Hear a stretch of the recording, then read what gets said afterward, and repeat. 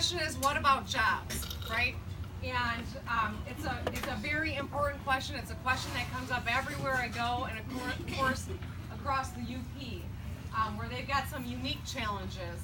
But I think every community and every family is focusing on this.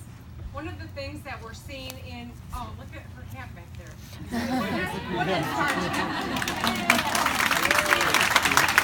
Distraction.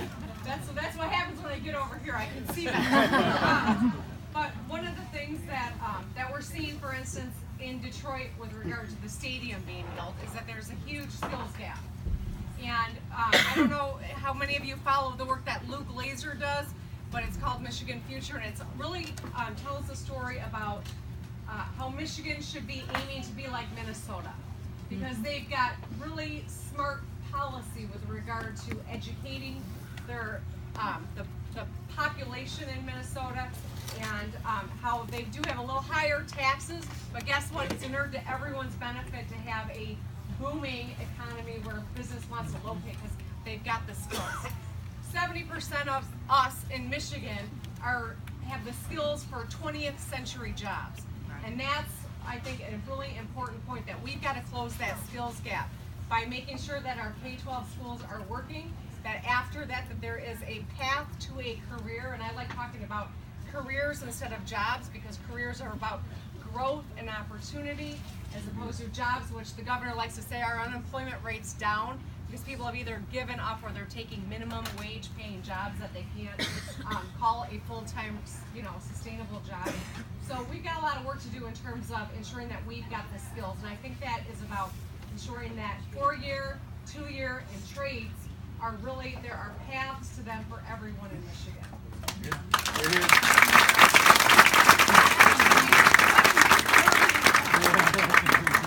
Every time I answer a question, there's about 10 more hands up. All right. Yes. I'm waiting for my wife. Oh, go. If every man was so chivalrous. We have a friend who's involved in Washington. She's the head of the Ballot Initiative Strategy Center. Young woman, terrific energy. And I would like to know if there's some way we can help you, or you can work with Ballot Initiative, like the minimum wage increase, or repairing oil pipes by the Mackinac Bridge, or gun control, other issues like that you could use us to help you. I don't know where to begin with that. Okay, let's make sure that we leave here exchanging our information so that we can connect and figure that out. Good. All right. Well, that was the easiest one. How can I help you? I love that question. Yes. Hi, Gretchen. I'm going to read this. I'm a little nervous. Snyder and the Republicans ran out an industry that was working when they killed the film incentive. I was a beneficiary of it. I'm a casting director, and many of our creative people moved to LA and New York, and I haven't heard you speak on this yet. I'm wondering what your thoughts are. Okay, we're talking about the film incentives. So one of the things that Governor Snyder has done, and I still, for the life of me, cannot understand the philosophy, is that he said that there's no winners and losers, which we all know is a crock. That's the nicest way I could put it. Balderdash. He eliminated brownfield redevelopment credits. He eliminated historical building credits. Excuse me.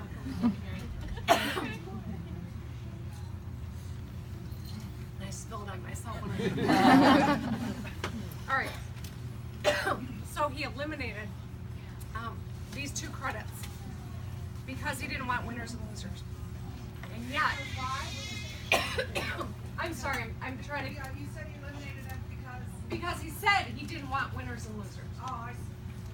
That's what he said.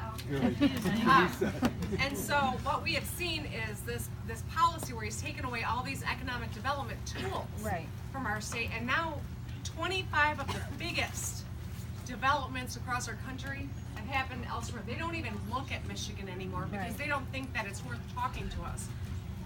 Not just because of our education system, but because we don't have any of these tools. We're not actively recruiting people to come to Michigan to do their business here. And so I think that that's another example of a credit that made a lot of sense for a lot of reasons that he just willy-nilly got rid of. Right. Oh.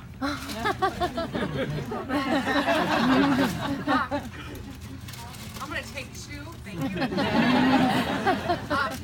But my point is that it's really important to have a toolkit of economic development tools. And the governor ended up giving away all this massive tax benefit to a company that located in Grand Rapids. And my understanding is they'd already purchased the building, so it wasn't even luring them to come to Michigan. We need a policy that really reflects our priorities, but also rewards people who are investing in Michigan and employing Michiganders. And so I'm definitely open to expanding our economic development toolbox, and that's one of the areas I think makes sense. Okay. Thank you. Yeah. All right, who's going to manage Thank this you. one? Yes. ACA. So millions of people are going to wind up either with Medicare, no health care whatsoever. Some states, California, is coming up with their own initiative for their own health care. So I'm wondering, do you have any ideas about something that you might like to do for the state of Michigan in health care, including the fact that you've been on record in a positive way as far as I'm concerned on this, but people being able to choose the medications they want. 26 states in this nation have some sort of legal cannabis use. Some people You stand up so that other people yeah. Stand on your chair.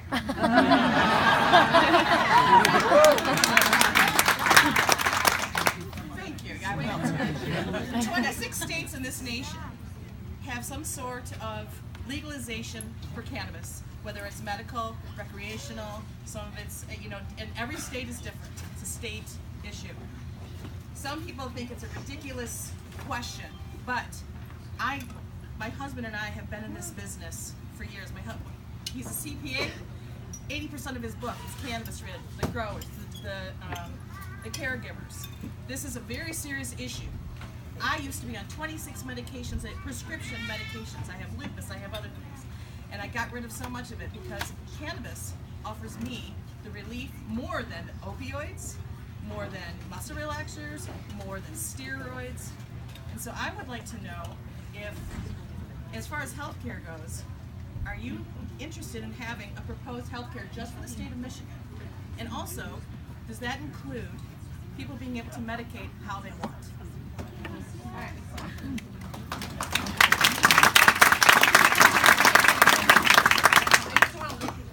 I'm just telling you because I don't want to leave without my notebook. I'm liable to get swept on out of here somewhere.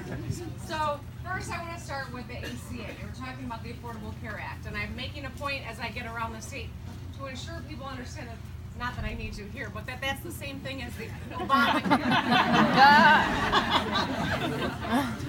Amazing. Yeah. Amazing. Anyway, so I was, there were a lot of times when I had to work against Governor Snyder, but I was glad when he staked out territory to expand Medicaid in Michigan.